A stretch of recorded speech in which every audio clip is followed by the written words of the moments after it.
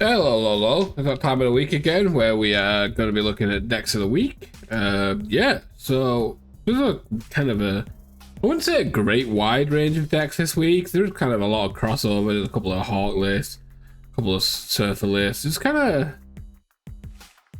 honestly, the meta's not as wide as I'd like it. Like, they're not the good decks. They're, like, all decks are kind of in a good spot where they can be played. But, like, looking at the decks for like the top decks of the week, it wasn't that big of a wide range as I'd normally like. So let's stop the rambling and get into the decks. The first deck, we have like a toxic surfer here. I'm going to call it toxic just because it has Matt and Wong instead of just a normal surfer here. Right, the idea is, you got your Luke Cage, you got your Hazmat, you got your Wong surfer stuff. You use Wong, bam, you got Odin, you've got Magic for turn 7 and all that stuff, right? It's kind of straightforward. Everyone's played probably a version of Toxic Surfer before. Next up, we have a Wiccan deck. It's kind of like a junk deck, right? You've got Hood, White Widow, Kate, they could give you one, Viper to send stuff over, Lady D to destroy some stuff. Kind of interesting deck. I believe this might be KM Best's deck, or a version of it. Like, I love the fact that people started playing Mariah Hill with Wiccan. Everyone slept on her the first couple of days, and I was, as far as I've seen, I was one of the first to actually be big on Mariah Hill in a Wiccan deck over Quicksilver. Now I see pretty much every Wiccan deck, so I'm going to take credit for that. I don't care. Get right. Next up, we have a Wiccan Darkhawk deck. There's a fair bit of Wiccan in here. Like, I've hated on the card mainly for the fact that if you build for him, you are playing the card wrong, right? So if you put in your Quicksilvers and your Dominoes in here, you're just kind of doing it wrong, right? The fact that the 4/7 means it's okay to play as the 4/7. Outside of that, it gets a little dodgy, right? But this one in here is for the fact that you get to play. You just get to play. Why is it in this deck? I guess you have to play Cosmo and Hawk. I was thinking like there was a Mystique in here or something. It's just, I guess you have to play your Kitty out and stuff. Anyways, it's just extra energy. It's a 4/7. I'm not sure about it in here. I feel like there's a better card, but what do I know? I've not really played that deck, so yes. There's that one. Next up, we have.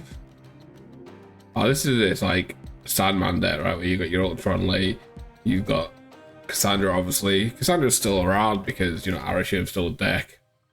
Copycat. You got speed in here.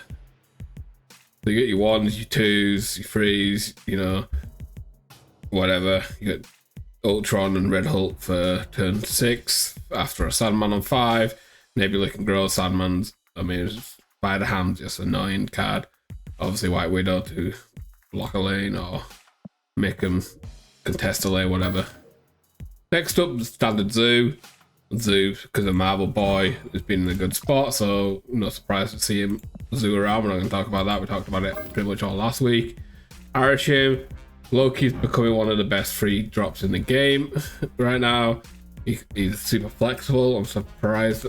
Well, I'm not surprised. I tried to not add so many Loki decks in here, because you could literally put him in a free drop right over the free drops have just got so many cards. You got Copycat, you got Nocturne, you got oh my god, Cassandra, stuff like that, right? Even Speed now is a bit of a start stick.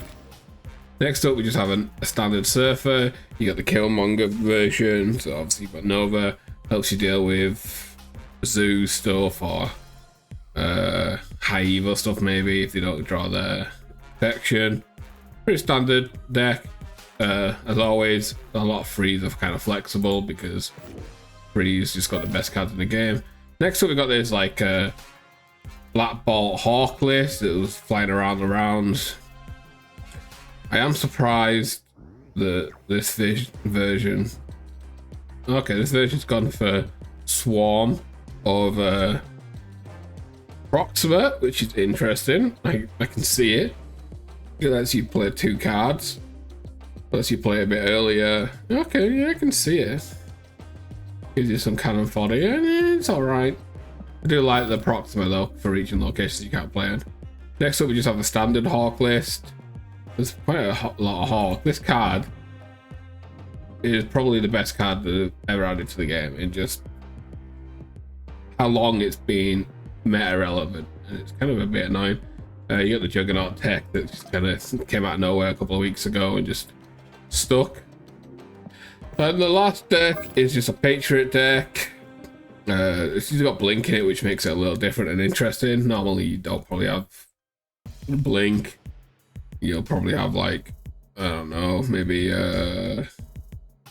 Brood, Wasp, stuff like that. But this has got Blink, which I actually like the tech of Blink. Yeah, so that is it for the decks. This week's card was Speed, right? Yeah, Speed. Honestly, decent enough start state. It just isn't interesting enough. Doesn't offer enough, I think, to match other free drops. Like, you could play Loki, right? You could play Copycat, Nocturne, stuff like that, right? Why would you play Speed over there where they offer you a lot more? So, decent enough card is not outstanding. Anyways, that's it for the video. Hope you enjoyed it. If you did, don't forget to leave a like, comment, subscribe, all the good stuff, and I will catch you tomorrow for another video. Peace.